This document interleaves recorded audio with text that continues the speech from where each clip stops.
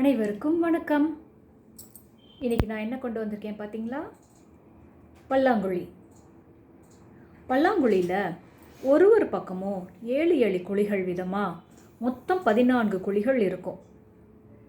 இந்த பல்லாங்குழியை வச்சு ஒருத்தர் மட்டும் விளையாடுறதுனாலும் விளையாடலாம்.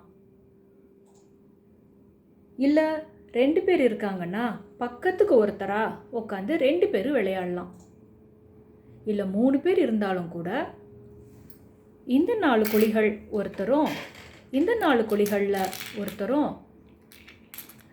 இந்த நடுவில் இருக்கிற 6 குழிகளில் ஒருத்தர் அப்படின்னு 3 பேர் கூட விளையாடலாம். ஒரு குழியிலையும் 5 முத்துக்கள் இருக்கும். இதே மாதிரி ஒரு குழிகள் எல்லா குழியிலையுமே 5 முத்துக்கள் இருக்கும்.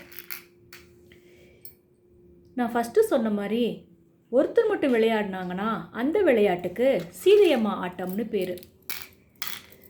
இந்த பேர் ஏன் அப்படி வந்துச்சு அப்படின்னா, அசோகவனத்தில் சீதையம்மா தனியாக இருந்தாங்கல்ல, அப்போது அவங்க மட்டும் விளையாடுவாங்களாம்.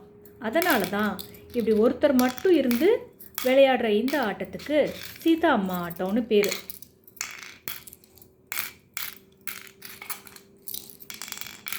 இன்றைக்கி பல்லாங்குழியை பற்றி உங்கள் எல்லார்கிட்டையும் ஷேர் பண்ணிக்கிட்டதில் எனக்கு மிக்க மகிழ்ச்சி. சீரும் சிறப்புமாக வாழ்க வளமுடன். நன்றி.